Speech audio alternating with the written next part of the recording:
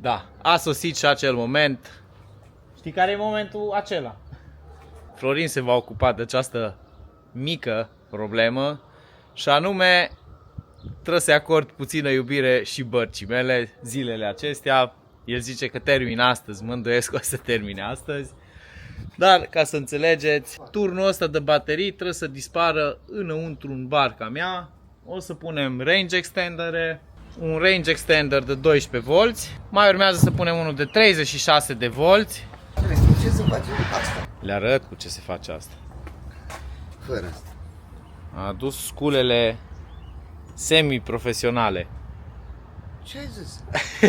Plec. Plec. Cum să zici despre Milwaukee, sculă Profesional. semi-profesională? Sau Veca sau Vexa, cum le zice la alea? Vera, scuză-mă, Vera. Te rog frumos, zice. Deci trebuie să facem să dispară turnul ăsta de baterii în barca asta. Aici am o baterie de 12 V 230 de amperi. Asta va acționa și va da energie la toate electronicele de pe barcă. 3 sonare, o sondă de LiveScope, diverse accesorii pentru încărcat Bluetooth, pentru încărcat prin USB și așa mai departe. Iar din astea 3 astea sunt practic Li-Time Mini. În momentul de față sunt cele mai compacte baterii LiFePO de 100 de amperi. Costă undeva la 1600 de lei bateria. Acestea vin legate în serie, în așa fel încât să fac un sistem de 36 de volți de 100 de amperi. Am optat pentru varianta aceasta pentru că așa intră acumulator de 100 de amperi în barcă. Adică așa pot să-mi fac un sistem de 100 de amperi de 36 de volți în barcă, în așa fel încât să mă țină 3-4 zile. În așa fel încât să pot să bag bateriile acestea, intră perfect, am măsurat de 11.000 de ori. Pleacă dincolo. Dar zi-mi, te rog ceva la barcă, la rezervor, îmi trebuie alt conector. Nu mă lasă, deci am o grămadă de oameni care vin pe aici. Am impresia că eu, dacă nu lucrez la lansete, am impresia că eu nu fac nimic. Dacă n-aș face nimic, n-aș fi la atelier, ca să înțelegeți. Pentru cei care veniți pe aici. Deci, intro-ul ăsta a fost întrerupt de cel puțin 5 ori până acum. Uite, și ceasul mă întrerupe acum. În fine. Deci, au în jur de 9 kg bateria. Așa am optat eu să-mi fac sistemul de 36 de volți. Le leg pe acestea în serie, le încarc cu un încărcător de 36 de volți care sper să vină și acela astăzi. La bateria, la acumulatorul ăsta mare, am să-i pun un range extender pe care l-am luat tot de la Li-Time. Este practic un DC to DC, îi spune, de la 12 V la 12 V. Carcă bateria asta în timp ce folosesc motorul termic. În așa fel încât să putem să stăm 2, poate chiar și 3 zile pe apă.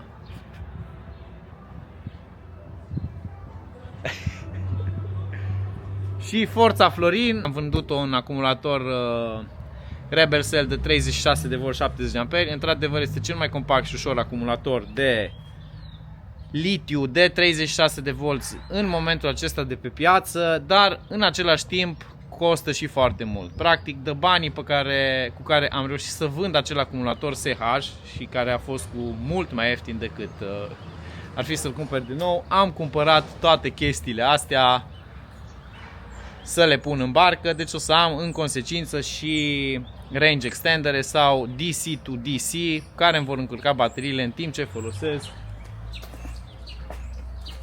dita mai hardughia aia de 175 de Yamaha, nu de altă, dar are un alternator foarte puternic care în ziua de astăzi este ceva standard la toate motoarele astea de putere mare.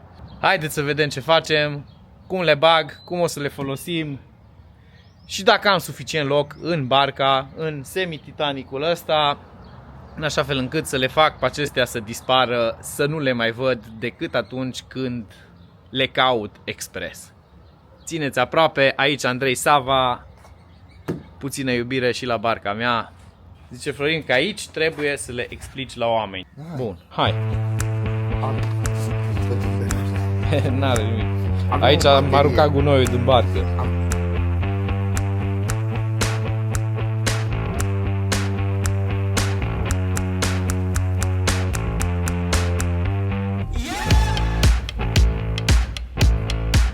Azi, de fapt să nu vă mint, azi am făcut curat total în barcă, special ca să pot să fac acest clip.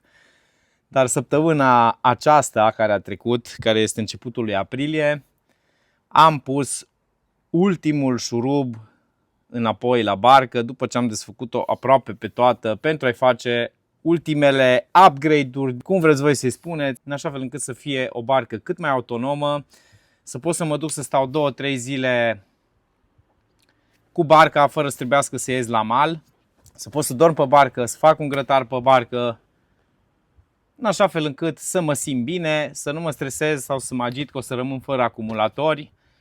Da, am schimbat acumulatorii de pe barcă, am avut inițial un acumulator Rebel Cell de 36 de volți. În esență, am căutat toată iarna, practic, să găsesc cei mai ieftini acumulatori LiFePO. Litiu-ion este în continuare foarte scump, drept dovadă Rebel Cell sunt în continuare foarte scumpe. În consecință, am căutat cei mai ieftini acumulatori LiFePO care se găsesc pe piață, dar nu chiar cei mai ieftini, sunt și mai ieftini de atât, doar că i-am căutat pe cei mai ieftini care să aibă niște certificate, care să aibă niște review-uri corespunzătoare, o garanție extinsă, în așa fel încât să știi că dacă ei nu rămâi în pană nici de idei, nici de curent. Aceștia sunt Lead Time, da, Lead Time, exact așa cum ați auzit. Am urmărit toată iarna o grămadă de review-uri de oameni care asta fac. Testează baterii, sisteme solare, le măsoară, le desfac, le bombardează, nu știu ce vreți voi. Ideea este că am căutat chestia asta expres. Într-adevăr am reușit să-și încropesc o colaborare cu ei. Dacă folosiți linkurile pe care le las jos în descriere, ajută într-o oarecare măsură canalul. Voi primi și eu un foarte mic comision de acolo. Dacă vă doriți să vă achiziționați bateriile astea, m-ar ajuta dacă ați folosi linkurile din descriere. Bineînțeles, las un cod de discount tot așa în descriere sau vi-l spun acum. Da, cel mai bine este să căutați în descriere, în așa fel încât să mai ajutăm puțin canalul acesta, să-i dăm un suflu și bineînțeles să vă ajut și pe voi cu codul acela de discount și să testez aceste baterii. Eu sunt convins că sunt bune, nu am niciun dubiu, chiar am urmărit, după cum am spus, foarte mult pe canalul de YouTube aceste chestii. De la Lead Time am primit un acumulator de 230 de amperi, un power bank de 300 de W, un panou solar care este aici și o să-l iau cu mine cu barca de 100 de W putere și practic cu diferența, cu tot ce am mai pus în rest pe barcă, am vândut acumulator Rebel Cell de 70 de amperi de 36 de volți, în așa fel încât să mai cumpăr 3 acumulatori Lead Time Mini, să-mi fac sistem de 36 de volți, un range extender de 12 volți, adică un DC to DC, direct current to direct current, adică de la motorul termic Yamaha la 12 volți, de la motorul termic Yamaha la 36 de volți, așa. O să vă arăt exact ce am făcut. Mie îmi place foarte mult cum a ieșit.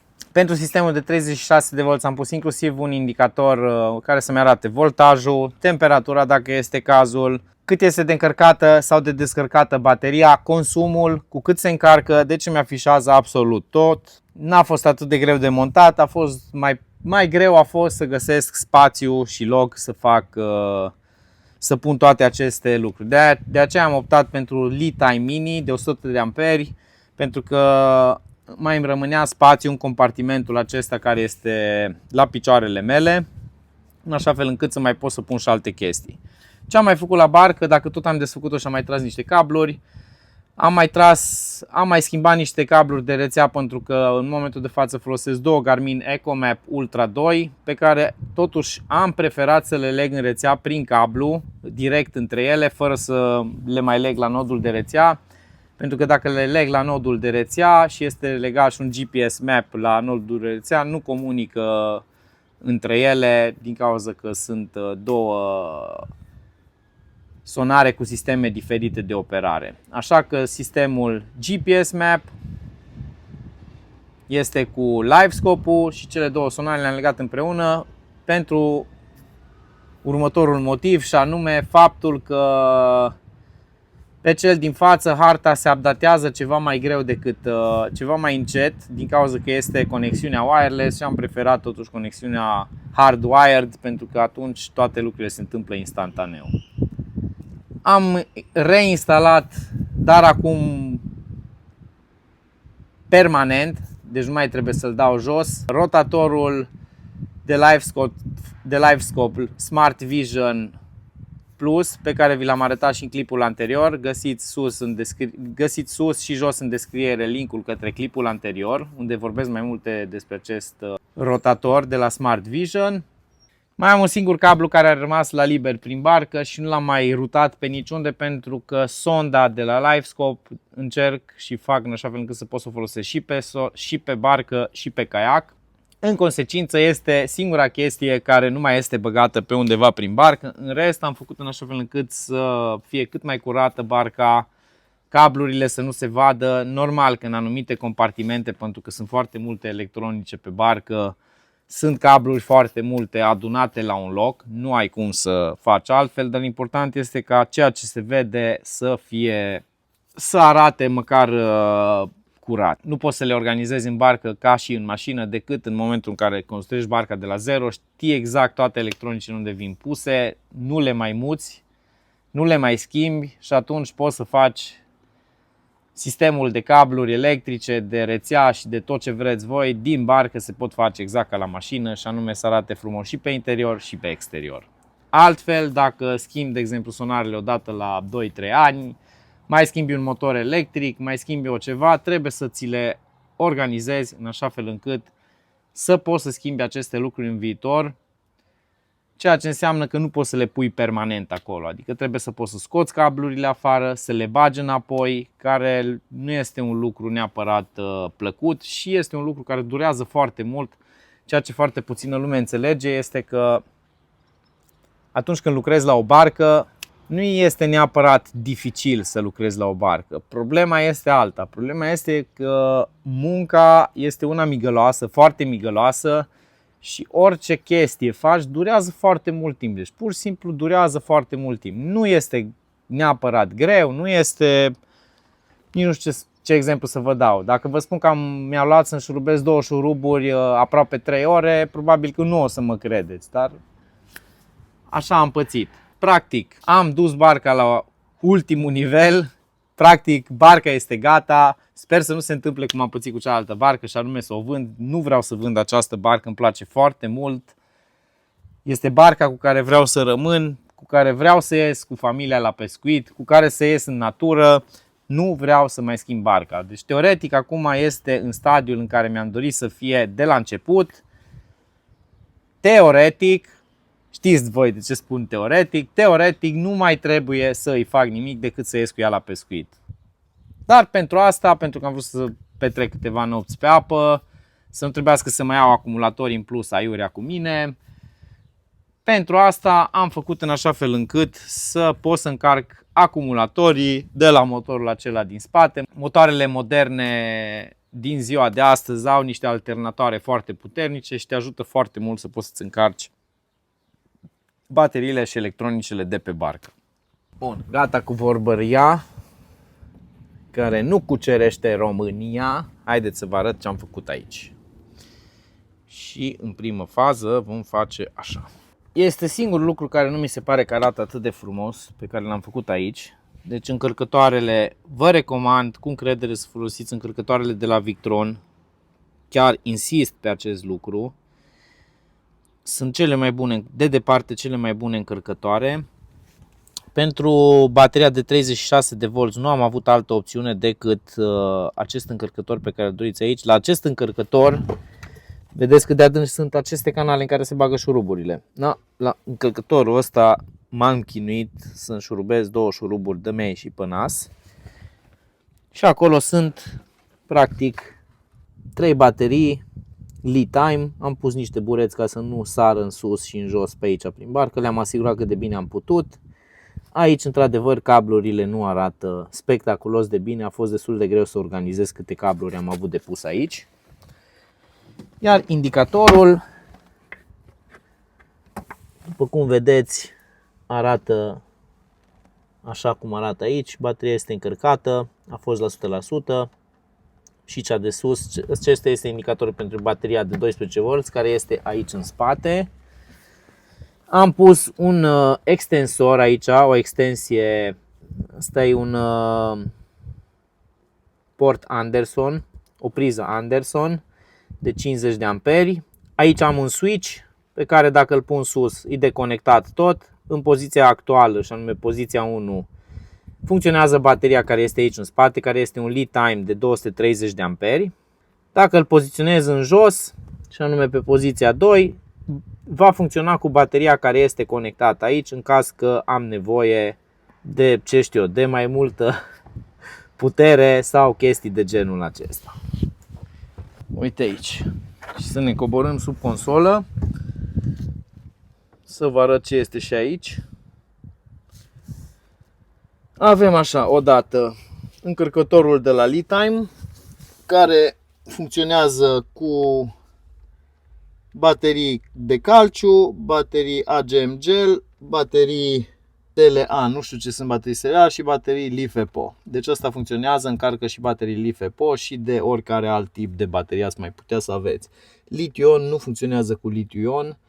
Ce se mai poate face la acest încărcător și ce e mișto este că are reverse charge. Deci în caz că se consumă bateria de la motorul termic de la Yamaha, apăs lung pe ăsta, face un sunet, se aprinde un beculeț și începe să încarce bateria din spate de la motorul termic, în așa fel încât să poți să repornești din nou motorul termic.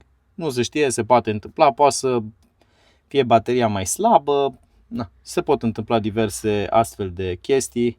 Și lângă, cred că este singurul încărcător DC to DC, battery to battery, cum le mai spune, de 36 de volți. Acesta este de 30 de amperi. Ideea este să se încarce cât mai repede bateriile. Toate bateriile care le am pe barcă permit până la 100 de amperi încărcare, deci permit încărcare rapidă, nu este cazul, dar ideea că permit să folosești amperaj de genul acesta și permite și motorul termic. Acest lucru este foarte important. Ăsta nu are luminile aprinse, ăsta se aprinde doar în momentul în care dau cheie la motor să funcționeze. Acesta este de la Sterling, este mai greu de setat. Dacă nu vă pricepeți, nu vă recomand să vi-l setați singur, trebuie să mergeți la cineva care să pricepe. Este singurul încărcător de la 12 la 36 de volți și acesta are 30 de amperi. Astfel, teoretic, aș putea să rămân mai mult pe apă și să facem niște episoade mai interesante, mai sălbatice, mai cu mâncare, mai cu pești. Vedem ce ni se arată. După cum am zis, am montat și rotatorul Smart Vision Pro, cablul care este cablul de curent. L-am băgat direct, nu mai trebuie să-l scot, dar așa cum am spus mai devreme, cablul de la sonda de LiveScope nu prea am pe unde să o pun, pentru că LiveScope-ul am de gând să-l folosesc și la pescuitul din caiac.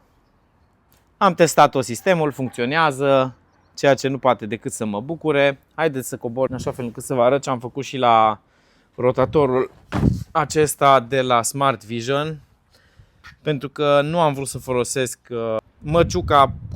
Are o măciucă care vine, pe care se poate monta LiveScope-ul cu chestiile, cu dotările standard de la Garmin, dar nu asta am vrut eu să fac aici. Deci odată Smart Vision-ul funcționează cu pedală wireless, coborâm frumos și aici vedeți ce am făcut eu, și anume că i-am montat sonda aceasta LVS34 cu adaptorul rapid de la KED. Practic îl pot deconecta de aici, deconectez și în cealaltă parte și practic am exact același conector rapid și pe suportul de la caiac. Pot să-l iau și să-l mut din barcă în caiac și din caiac în barcă. Singurul dezavantaj este că dacă vrei să arate într-un anumit fel, trebuie să dai cămașa asta jos sau spiralul acesta în așa fel încât să îl desfaci, dar doar atât am de desfăcut, ceea ce nu este un mega challenge. Cam asta pentru astăzi. Nu este un episod atât de bombastic, nu este un episod atât de entuziasmant. Cred că nu este un episod care să vă trezească acea senzație de aventură, să ieșim la pescuit, dar este un episod pe care eu personal am simțit nevoia să-l fac, pentru că am muncit foarte mult să pun jucăria asta din spatele meu la punct. Numai eu știu cât am muncit pentru ea, contează mai puțin, abia aștept să o scoatem la apă, să o scoatem la o aventură. Cu siguranță prima aventură din această barcă va fi cu dormit peste noapte. Asta dacă ne prinde vreo ploaie teribilă pe unde mergem, dar în esență cam asta vreau să facem, să ieșim mai des și cu barca aceasta, să stăm peste noapte, dar până atunci s-ar putea să vă scot la un pescuit din caiac sau de pe mal, nu de alta, dar toate apele din zonă, unul la mână, în România pescuitul este închis, mai puțin la Păstrăv, doi la mână, toate apele din zonă sunt pline de puf, ceea ce face pescuitul extrem de dificil, cel puțin din barcă la răpitori, așa că trebuie să mă reorientez spre altceva. Acel ceva cred că va fi o ieșire cu caiacul, așa că țineți aproape. Vă reamintesc că am dat drumul la site-ul asava.fishing, da, exact așa cum ați auzit, asava.fishing, extensia .com a devenit .fishing, vreau să fac asavafishing.com, dar se pare că asava.fishing există site-uri cu extensia .fishing, așa că am dat drumul la site-ul asava.fishing, unde o să puteți să găsiți caiacele hobby, accesorii pentru caiacele hobby și multe alte accesorii probabil mai mari, deci nu o să găsiți mărunțișuri pe acest site, probabil că o să găsiți în viitor niște șepci, niște tricouri, niște accesorii de îmbrăcăminte, dar în esență nu o să fie articole gen năluci, cârlige și așa mai departe, o să fie accesorii de caiac, caiace, marin, accesorii mai mari, pentru că nu am timp să fac super multe comenzi cu mărunțișuri și nu de alta, dar din Arad nu cred că este o soluție foarte viabilă să deschid încă un shop online. Sunt destule shop-uri online cu năluci, cu fire, cu agrafe, nu cred că mai este nevoie de încă un shop online cu așa ceva. Sigur vă mai pregătesc niște surprize. Pentru cei care sunt membri urmează să mai pregătesc niște discounturi pentru niște produse. Aveți puțină răbdare cu mine să le pun pe site, mai durează puțin. Dar așa cum am spus, s-ar putea că următoarea aventură, eu aș prefera să fie din barcă, dar s-ar putea să fie din caiac, în funcție de cum arată apele din zona noastră și bineînțeles de ce ne rezervă vremea.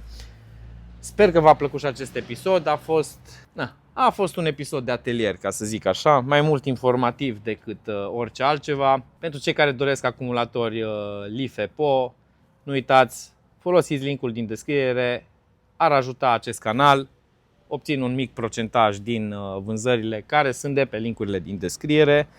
Nu cred că vor fi foarte multe, dar să știți că orice imbold ajută și mă impulsionează și pe mine să fac aceste episoade care devin din ce în ce mai mari consumatoare de timp. Aici Andrei Sava, sper să ne auzim cu bine și data următoare sper să fie de pe apă. Nu mai pot să fac episoade din atelier. Dar vă voi dezamăgi. Nu vă voi dezamăgi. Promit că nu vă voi dezamăgi. Nu vă voi dezamăgi. De pe apă, de pe apă, de pe apă. Hai, pa!